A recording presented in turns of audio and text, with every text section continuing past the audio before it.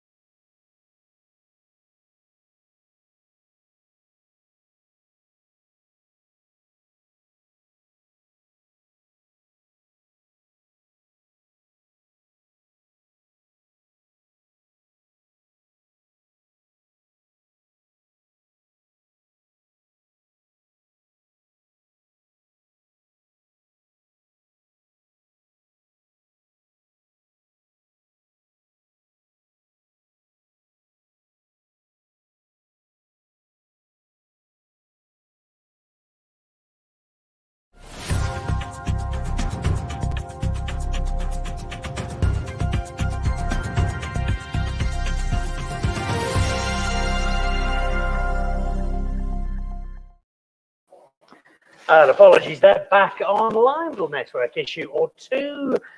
So here is one to look out for. This is the guys at Great Domains, and if you look closely, you'll see a teacher who decided didn't teach anymore and wanted to make bubbles instead.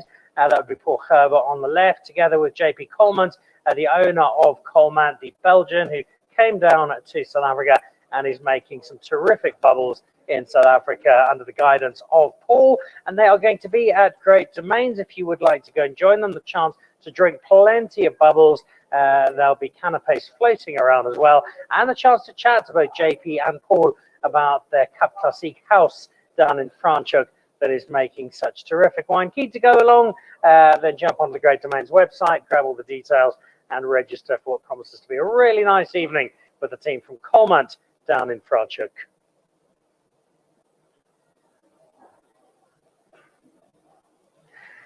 This is a very well-known combination in the Helderberg area. On the left, a rather good golfer. On the right, someone who's not quite such a good golfer, but does make some lovely wine. Ernie Els. In fact, I think we might be hearing some more of Ernie Els a little later on today, because their wine delivered particularly good results in the reports. And this is news of new menus, as well as a new port-style wine, Cape Vintage, that is coming out of Ernie Els. I don't think Louis has made one of these before under the Ernie Els brand, but they've added that to the list along with their major series, their signature, which is doing particularly well, and then the Big Easy, which always delivers such fantastic value in a style of wine that Ernie himself is a big fan of.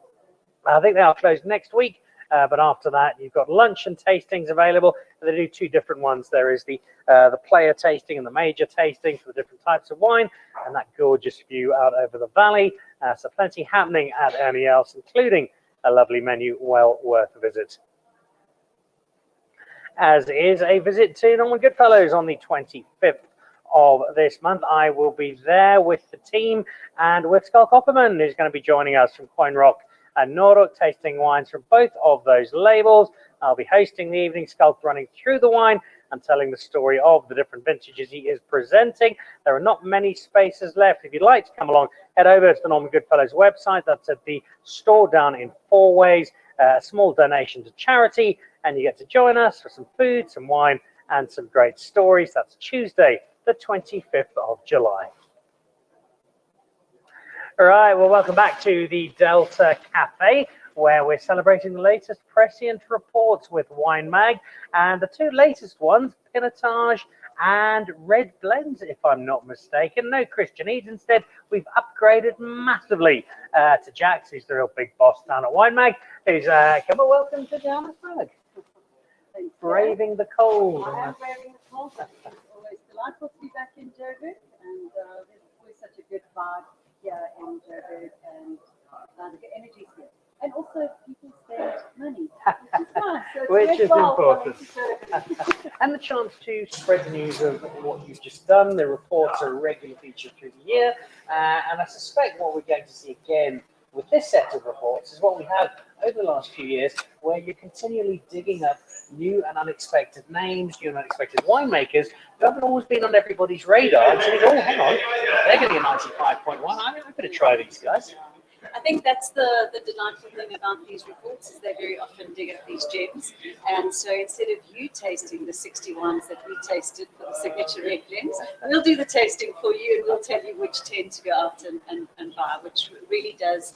And you know, that's the purpose of this evening, is to really just bring those 6 of those 10 or those top 10 to the audience here in Johannesburg, give them a chance to taste it and to think if they agree, see if they agree with our results, and then of course to shop and enjoy at home. Yeah. So the two latest reports, as you mentioned, is the signature red blend report as well as the Pinotage report. The signature red blend report is quite an interesting one. I think over time, everybody knows Bordeaux, everybody's given a lot of attention to Bordeaux, but actually South Africa can make other blends other than Bordeaux blends. And also the Cape blend, you know, with Pinotage in it, has gotten a lot of kudos over the years, and it gives us a lot of originality as well. But, you know, South Africa is quite a warm country, and so we're quite suited to the Rhone styles. And a Rhone style blend is often what you find in the signature. So there's often a Syrah or a Grenache that's in there, giving you, you know, that are more suited to your warmer climates and lesser rainfalls as such. And so those are some of the gems that have popped up on the signature side. And then, interestingly enough, on Pinotage, it's kind of a controversial grape, as we know. It's the love-hate varietal. Some people love it, some people hate it. But we, as WineMag, believe that there's definitely a place for new wave in Pinotage. And so that's what we're hoping has come through. And the thing is, it's not to say that old style Pinotage has no place. It still has a place. But we believe that the new wave and the old school can sit together and you can appreciate both. They are quite different, but you can appreciate both and enjoy both. And then it makes both palates happy. Let's look at some of the judging feedback from the two categories, starting with the first of them. What was the general sense from Christian and the team as to where we are with blends at the moment?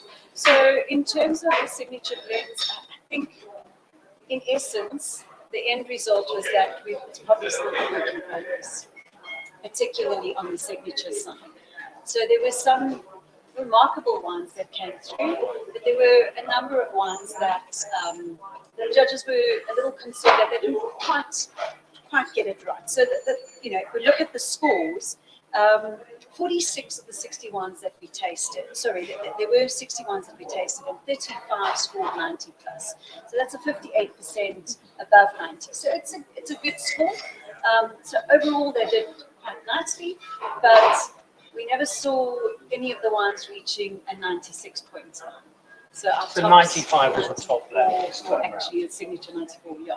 And was that, having been in that room, having seen, I think in the case the judging I was doing or being part of, it was basically Christian and Maylou ripping each other's heads off while Indaba was trying to calm everybody down. Was there a lot of toing and froing? Was there a lot of difference of opinion on styles and interpretations? So I would say for the signature, yes, because it's you're not really sure what's in the glass.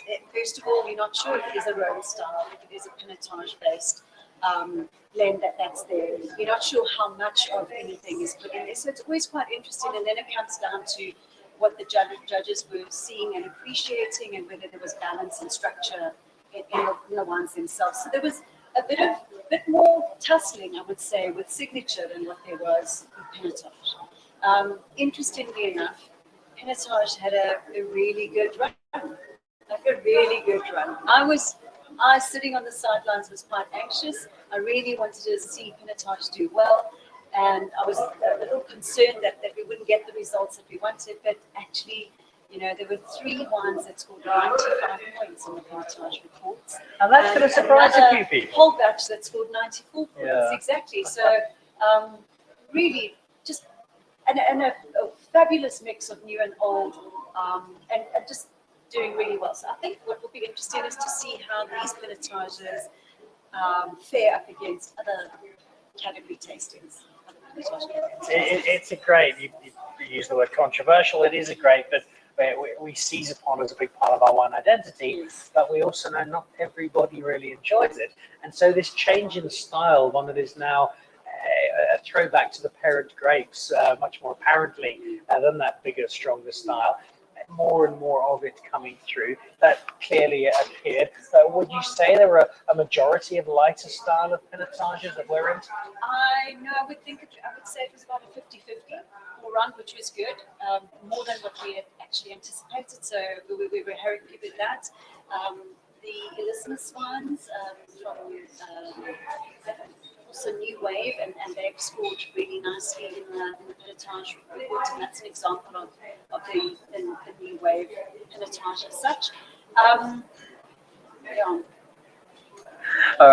We've got some wine to try, which I'm quite excited to do. I think the first one is the Bilderberg, and this is a winery. I think that was the pinotage. Let's kick off with the red blend. So this is from Bilderberg and the Grenache Syrah. As you pour a splash on that for us, this is there's almost a bit of a wine romance going on between WineMag and Bilderberg, and it's nothing deliberate because everything is tasted blind, as we know from having filmed this on the show. But clearly, this is a winery that is consistently attracting the attention of judges and delivering some really good wine. Well, we're going to say cheers first. Cheers. So Dan, yes, we're quite delighted. They've appeared in as yet another top 10 as the Bilderberg crew. This time with the Grenache Syrah blend. It's from pockets that are not on the farm itself, but they pride themselves in going out and selecting specific vineyards and blocks for their wines per se. Last year, Bilderberg was our winery of the year. They walked away with the best Semillon in that category, and they walked away with 5 other wines within the top 10 that had achieved top 10 status. So they were well deserving, and they've had a really good start to this year. I think this is their 4th top 10 wine. So yeah, Is there a secret to this magic run of theirs? What's happening in Bilderberg? I think it's a combination. I think JD is a really good winemaker. He's very comprehensive. He does say that he lets nature do its work, and he just holds it all together. I think where the real work is done is actually in the vineyards, and him being as selective as what he is with those pockets that he's pulling in that are coming through. And I suppose there is also the international influence, that they have, and their various winemakers that cross over. I'm sure they help one another as they go. So this This was a 95-point wine? 94-point wine. So the Bilderberg success story continues. Yep, it is a lovely wine, and it's a wonderful likeness to it, and it's a style that we're becoming increasingly familiar with, as I think is going to be the case with the next one. And this one I'm fascinated to drink, because this is a 95-point Pinotage that you are about to pour for us. So this is the Grendel Pinotage, and so the interesting story about Grendel is they have 3 wines that have appeared in the top 10. So, which is a remarkable achievement. I don't think have had a trifecta in the top 10. We've definitely had doubles, but I'm not sure we've had a trifecta. And I think they are a great example of a winery that's producing and focusing on Pinotage and producing in all segments. So they're doing from the lower end all the way up to the top end, and their price points dictate that, their bottling, their packaging, and everything that goes with it. Interestingly enough, this is actually the bottom end. I mean, Really? there is a bottom end. Okay, so this outscored their mid-range and their top end. Yeah, and this is, I think, 73 rand a bottle. So we should drink lots of it. It is not often that the price of a wine is less than the number of points it's received, but this is clearly the example here. Tell us a little bit about the Windmill, about the cover. Where do we find it? Yeah, that's a good question. So the team themselves have been working really hard on Pinotage for some time. They're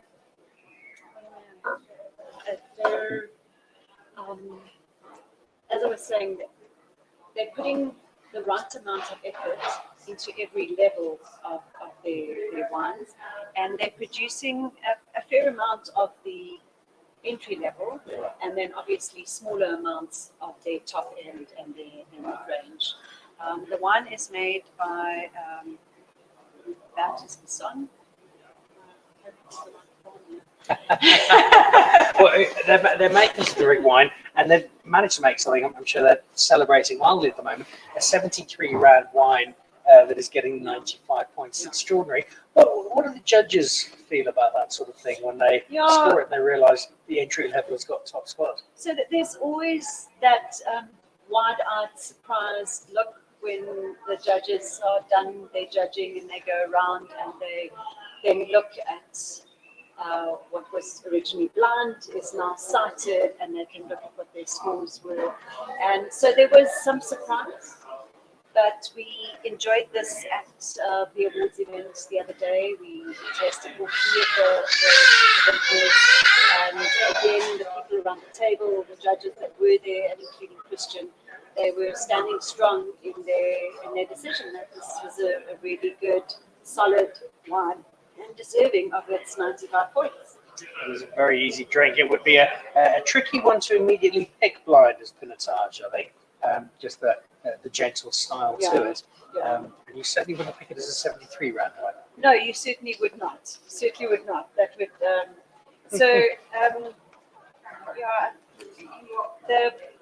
The legend is 350 rand, and the reserve is 150 rand. So it's almost, the reserve is almost double the price, and that's almost double the price of the mid-range one. Yes, so the joys of blind tasting. I know we've got some more people to taste some wine with, and you've got some guests to welcome. Just before we let you scuttle off, though, rest of the year for WineMag, do we have more reports to look forward to? What else is on the horizon for you, Christian, and the team? we do, Dan. Thanks for being gentle with me this evening.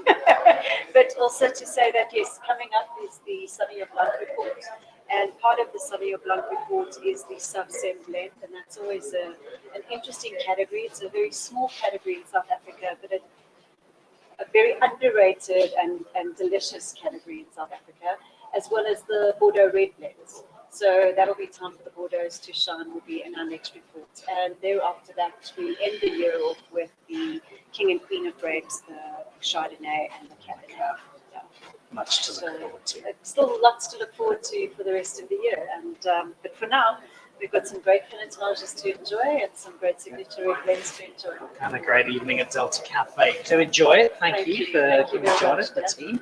I know you're going to be ushering in our next guest in just a moment. So while Jax sneaks off to go and rope in our next guest, I'm just going to give you a quick feel.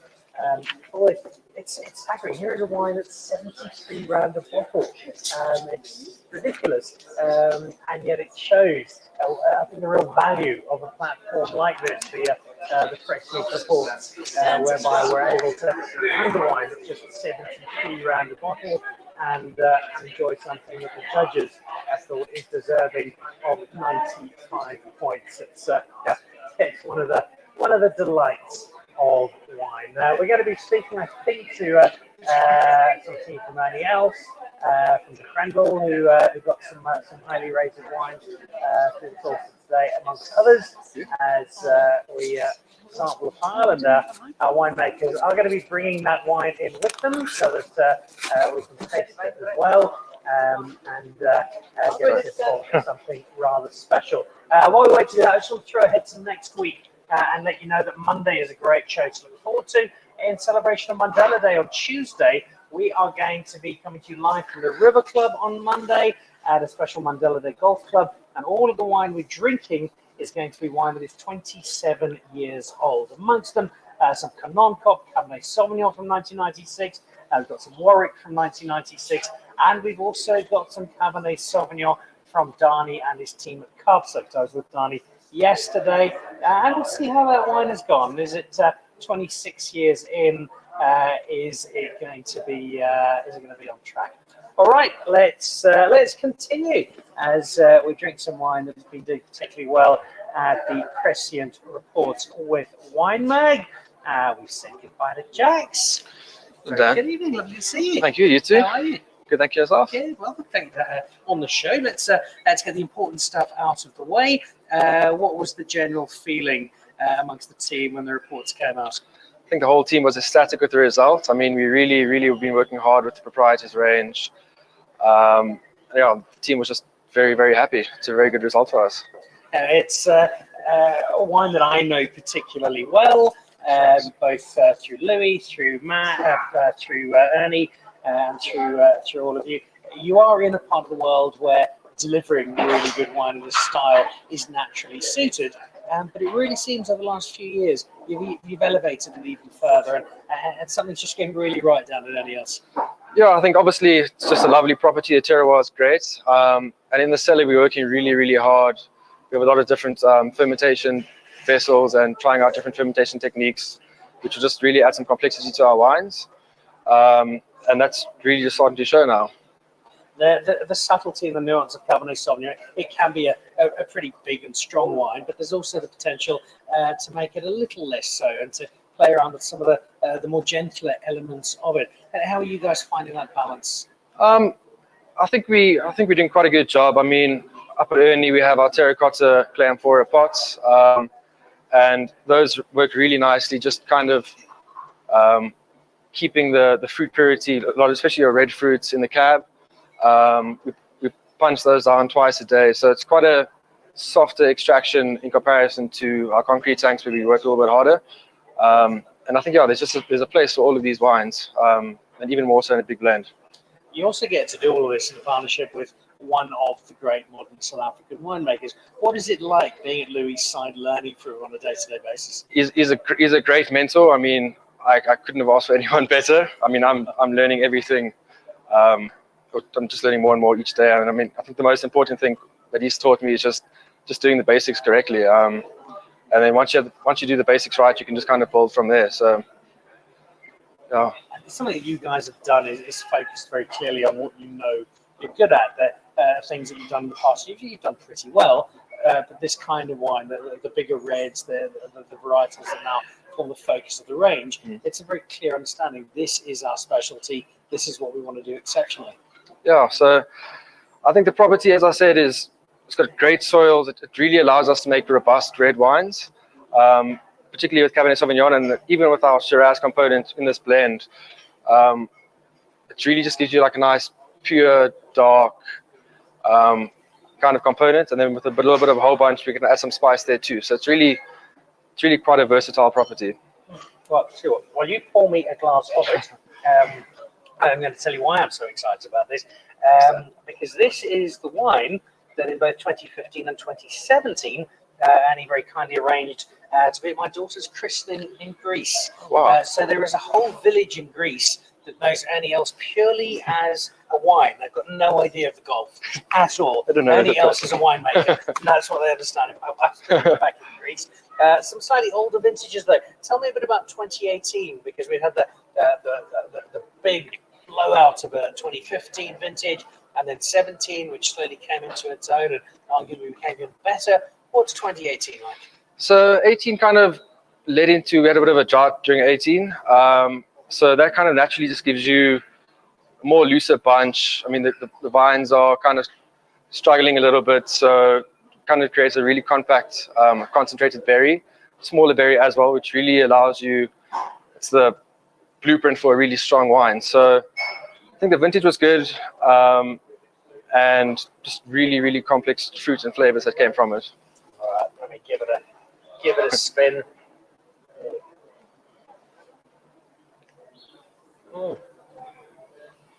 It's still incredibly fresh and compact for a wine that's 5 years old now. Yeah, 5 years old now, and this wine's only being released in December, so this is kind of a bit of a pre-release, and it's really just showing so much direction, so much structure, and just like a lot of ageability still, I think. Not everybody is able to keep wines as long as this. It's an advantage of having the setup that you do. But when you are able to, it just allows you to offer that extra dimension. Yeah, and I think also really just with this wine specifically, with the Shiraz in it, it kind of makes it a bit more approachable, a bit younger. Obviously with the straight Bordeaux blend, it will be just a lot tighter, so you struggle to drink it now, I think, but this is drinking perfectly. Well, it certainly is, and only going to get better over the next few years. Just quickly looking at Ernie Els, we were mentioning earlier on in the show during our news, I've put a new menu out, and did I see there was a new Cape Vintage, Newport style wine? Yes, so our sweet spot, we call it, it's a fortified Shiraz that is out now, available from the tasting room in the restaurant. So it's literally 400 bottles, first come, first serve. Once that's sold out, you'll have to wait another year. All right, maybe might be able to sneak some of those into our Norman Goodfellows store and get a couple for you. Matt, thank you very much indeed. Congratulations. Well done. Thank you very much. Wine, and look forward to drinking plenty more of it. Appreciate it. Thank you. Magic. Cheers. There we go. Another one of the top performers, Ernie Els at the WineMag Reports with Prescient, which we're celebrating today at the Delta Café. We've had a look at the wine from Ernie Els. Marcel Nicholas is joining us in just a second. Represents a number of brands. In fact, you were with us not that long ago, drinking some Grendel. This time round, she's going to have some Grendel, which she's bringing with her for us to come and taste. And she'll be celebrating as well. Marcel, lovely to have you on the show. Nice to see you, Dan. Looking as bubbly and effervescent as ever. Thank you, thank you. It's probably your 11th tasting. It is probably of the day. Yes, of the day. Yeah, you've got a really cool business, and you've got a select number of brands that you work with. Yes. And you work very closely with them, and I think you're very passionate about them. So when you see this kind of result, I suspect this morning, oh, that's nice. It's something you take very personally. I do. Super proud. And, you know, I was actually thinking today, it's not for us, it's not just, or for me, it's not even just about the wine, obviously super proud. It's also the people behind the farm, the winemaker, the owner, Sir de Villiers. Everyone is just genuinely so lovely that it's kind of like you can see it in their wine too, you know? So it is super special. They deserve it. Well, we're going to be tasting the wine in a moment. I know Jax is bringing that wine over for us to taste. Yes. The Grendel in just a second. Yes. The Durbanville, I think, is almost a victim of its own success as an area. Yes. In that they do Sauvignon Blanc so well that people do sometimes forget some of the areas where they're making exceptional wine. I think today is a very good reminder via the Grendel that this is a valley that's more than just outstanding Sauvignon Blanc. Absolutely.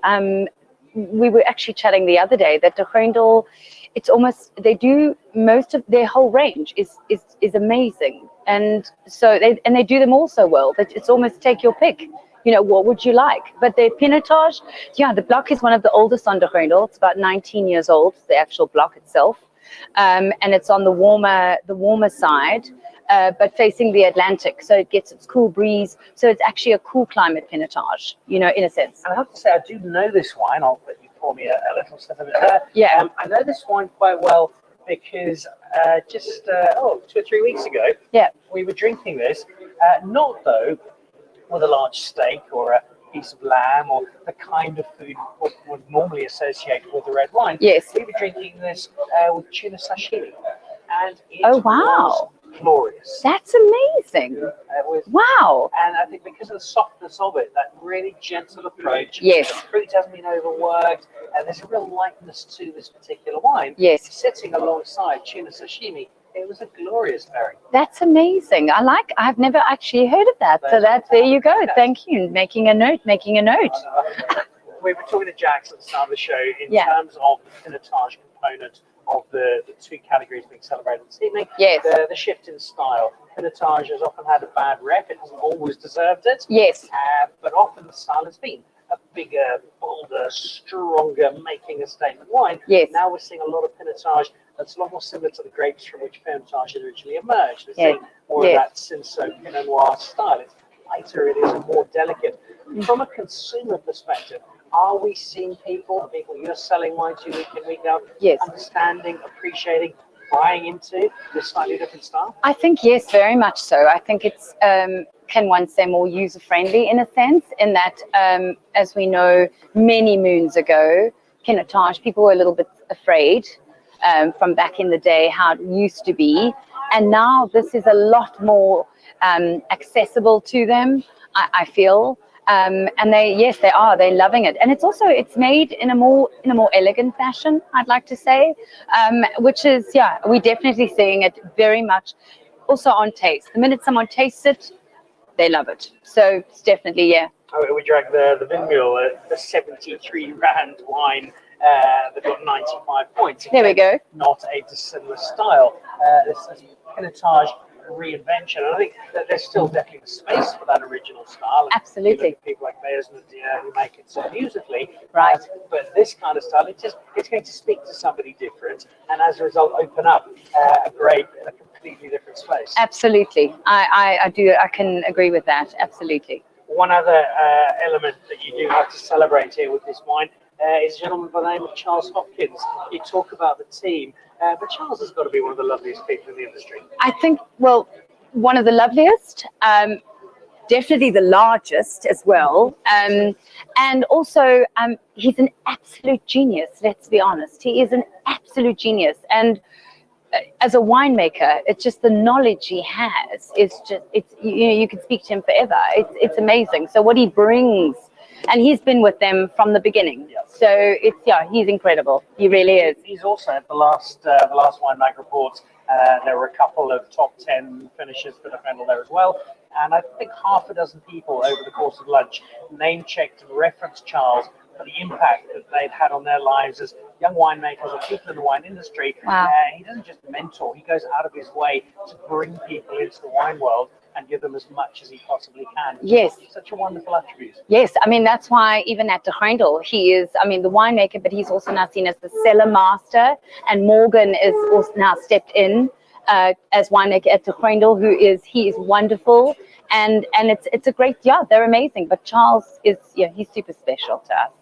As is this particular wine. Marcel, thank you for giving us some insight. Thank you, Dan. Congratulations. Thank you. Well-deserved top 10 sticker. Thank you so much. And I think that wine might be disappearing rather quickly tonight. I think so. All right, well, enjoy the evening. Thank you so Thanks, much. Dan. You for too. joining the show. Marcel Nicholas talking about the wine from the Grendel. And again, it references back to what Jack was Thanks, saying John. earlier. The shifting style with Pinotage, where the added dimension that's coming in to the Pinotage production of lightness, of efficacy, of softness and elegance is certainly being shown. All right, We are full of guests, and they are great guests this week. Diddy is going to join us, and a very, very warm welcome, not just to you, but to a rather nice bottle of wine.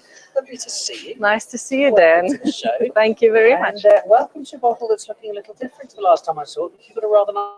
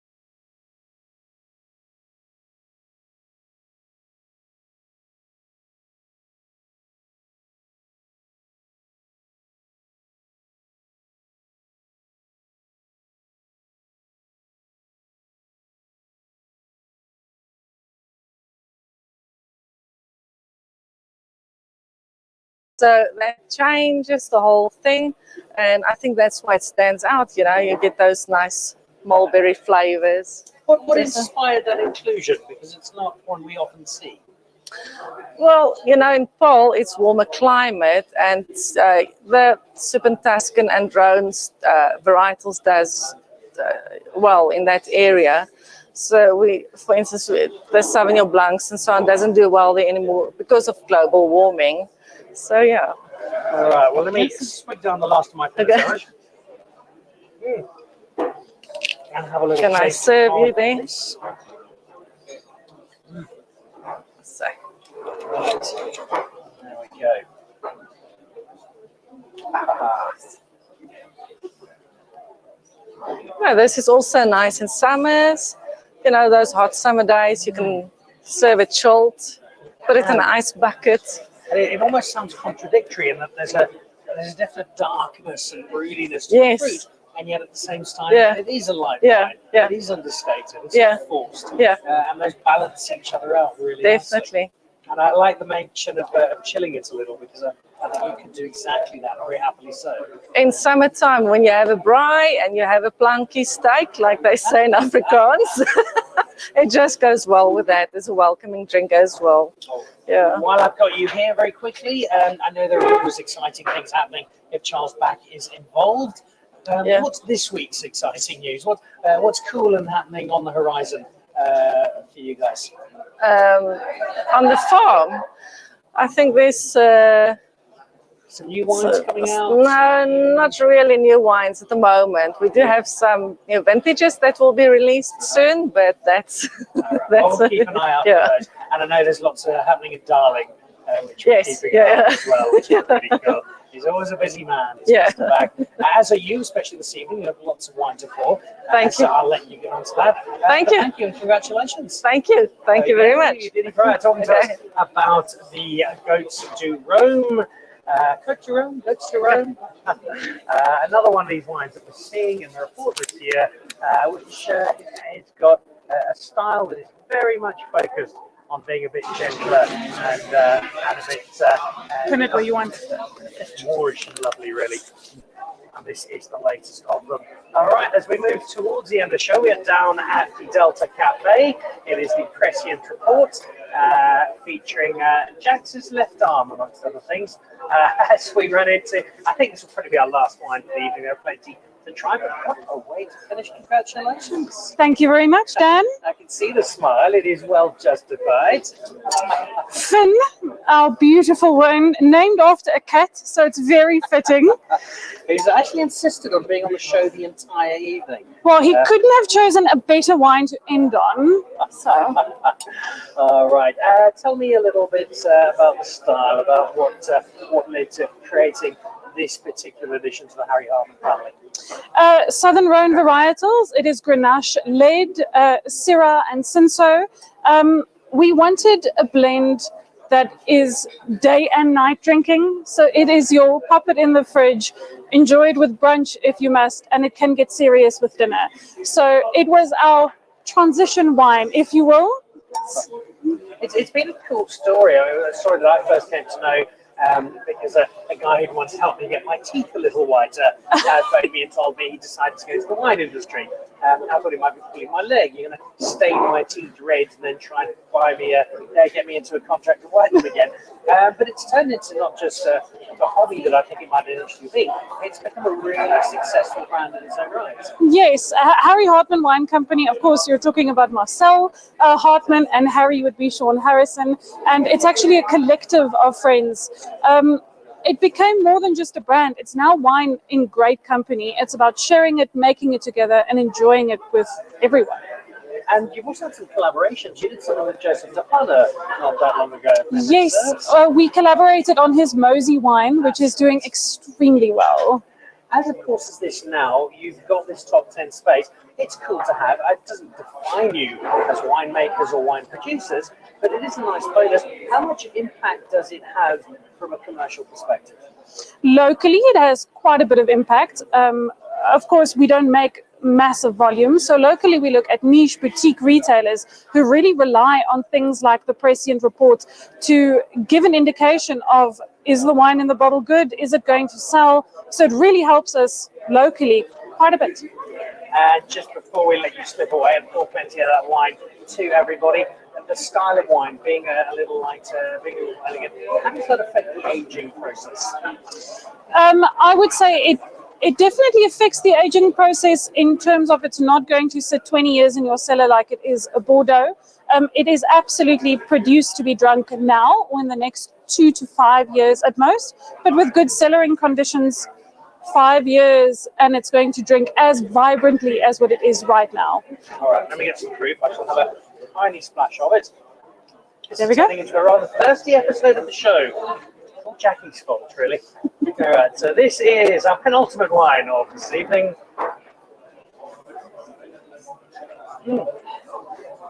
Oh, the fruit on that is just lovely. It's popping and vibrant and beautiful. It's glorious. Also, it's not dissimilarly to the Coach Jerome we had a moment ago. There's a little bit of darkness to it, but that is fun to drink. Well done, Mr. Harry and Mr. Hartman. Thank you. Thank you, Dan. I think you're going to be in demand tonight. Thank you very much. Have a great evening. Thank you. So there we go. The Finn by the Harry Hartman Wine Company, Sean Harrison and Marcel Hartman. We are almost done at the Delta Café. We've got one last wine to drink through this evening. And again, it is an estate we're seeing rather a lot of in the Prescient Reports because they are making some rather nice wine, which is quite surprising because the winemaker doesn't really want to make wine. He wants to go and shoot fish with spear guns. So that's all he wants to do. Welcome. Lovely to see you. Thanks. Nice to see you too. And congratulations. Thank you very much. We're very proud of our navigator. So As you should be. Yeah. Well, what's it like when you get the email, or it's probably WineMag, you get the fax, and they tell you you're in the top 10. you just go like, Cartwheeling up and down. yes. Is it expected when you enter these? Obviously, you want to do well with this particular wine. Were you expecting to get what you did? I think we did. We the confidence in the wine is definitely there, and we thought that we will do well in the competition. So, and yeah, It's also a success in the red wine category. Yeah. And I think you guys mostly came to people's attention by making a Sauvignon Blanc in that white space. Now you're showing people, there's actually a little bit more that we can do. yeah. I mean, the tip of Africa where we are situated, which is a cooler climate, Shiraz does beautifully well there, and this is mainly or mostly Shiraz, 96%, 69% Shiraz. And it again just shows you what cool climates can do for Shiraz, and then in red blends as well. So throughout the wine that we've drunk this evening, I don't think there's been a single one we classify as being big or noisy or bold. Everything is in this style, which I'm seeing more and more and more of in South Africa. You guys have obviously nailed it in terms of the style. Is that more that we are understanding what we're capable of doing it, or do you think it more speaks to a consumer audience who want this kind of wine? I think it's a little bit of both, but I think that our winemakers are understanding the grape cultivars a lot better as the year goes on, with global warming and all of that also plays a role. And then also the consumer at the end of the day does tell us what they want, so we need to abide by their rules. So yeah, I think It's great that it's wine that I can happily have in winter, but I can stick that in the fridge for 10-15 minutes in summer. So it's got that flexibility to it, which speaks to the flexibility of the grape. How much is it the terroir telling you this is what to make, and how much is it the winemaker in between choosing fish saying this is what I'd like to produce? I think our terroir does tell us, it guides us a lot. I think as much as Conrad is a mad scientist, I call him the mad scientist in the cellars, he does have his special touch, but I think our terroir definitely tells us what to do with each and every grape that we plant on the farm. I asked a moment ago the Finn from Harry Hartman in that style of wine and the aging of it. We know the big Bordeaux, we ideally keep for 10, 20, 30 years. These wines, because of the more elegant or delicate nature, can they hang on as long, or are they something we should be drinking sooner? This one specifically, you can leave until 2029, so it can hang around for a little bit longer, but I don't think 30 years maybe, but definitely 2029 you can. And then, we've referenced the spearfishing a couple of times. One of the wines we had earlier was the Pinotage out of Grendel, which I drank a couple of weeks ago with tuna sashimi. And it worked beautifully. This also, I'd imagine, is something that with seafood could work surprisingly well. Again, a game fish. Any game fish will go beautifully with the Navigator. Yeah, definitely. And you're just the person to get it for you. He is currently in Mozambique game fishing, so yeah. Right, I promised I'm coming for a fish fry. Please. I need to pencil that in for the next few weeks. Definitely. Anytime. Congratulations. No, thank you very much. It's a lovely wine. I'm going to get a little sip of it. No problem. And perhaps as we have you here, while I try it and enjoy it, the name, the Navigator? The Navigator. So because we're at the tip of Africa, down by Cape Agulhas, it's got a rich Portuguese heritage with Dias and all of those guys. So Prince Henry was the Portuguese prince of the time when the seafarers started, and he absolutely loved to learn about navigation and using the stars and any other way to navigate. And he used to train the sailors how to use the stars to navigate. And the sailors gave him the nickname Prince Henry the Navigator. And that is just our little homage to the Portuguese heritage that we have down there. And we like the Navigator down there. It's a wonderful tribute. All the more so given the award for today. Thank you. Congratulations. Thank you very much. Good luck this evening. I think you have a wine in demand. Thank you. Thank you very much. Appreciate it. Have a good evening. The Navigator from Stradfeld wrapping up just a selection, not all of them, a selection of our wine from today. Let me get one last word from Jack just before we wrap up. Big audience here at Delta. They're drinking some lovely wine this evening, and wine that I've thoroughly enjoyed. I think everybody else will today. It's another great reflection of South African winemaking. It absolutely is, Dan. Thank you very much. I'm delighted with the turnout tonight. It's going to be a super evening. What we've chosen to do today is, instead of having the regular walk-around tasting in Joburg that we've done previously, is we've chosen to have a seated tasting. So 6 of the top 10 signatures are here. The other 4 are available to taste as well. And then 6 of the top 10 pinotages are here tonight. And we've got representation in the form of assistant winemakers and ambassadors and reps that are in Joburg that have been talking through those wines. And there's some great nibbles on the side and some good company, and makes for a super evening. So well done to all of the top 10 in the signature Red Blend report and the Pinotage reports. And thank you, Dan, for hosting WineMag again. And thank you, Prescient, for being our sponsor and making this happen. Well, thank you for lighting up the show and bringing all of our guests in.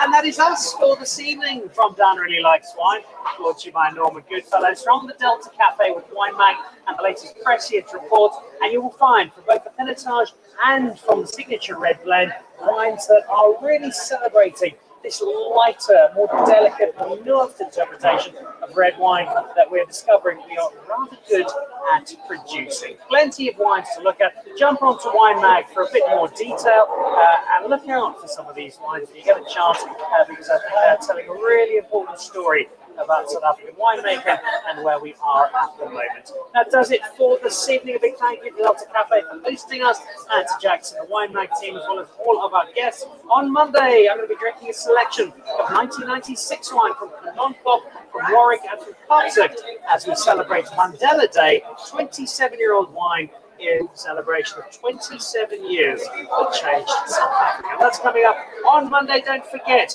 that if you enter our competition this month, you have the chance simply by buying any bottle of the Beast wine through Norman Goodfellows. You can win yourself a signed case from Tendai, the Beast from Taurus himself, and that's a pretty cool prize for the month of July. I'll see you on the show on Monday. Happy drinking. Look out for some great Pinotage and red blends. And we'll see you back on Monday.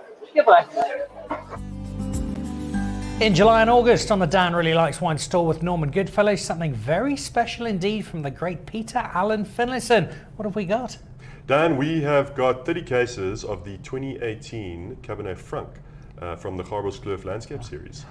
Oof, I love this wine. I've just had some of the 2021, which is delightful. The 18, another 3 years in bottle, another 3 years aging perfectly. Cabernet Franc, for me, one of the finest grapes we're doing as a single varietal in South Africa at the moment. All yours, only on the Dan Really Likes Wine store with Norman Goodfellows. Jump online, get shopping. There's some really great wine headed your way.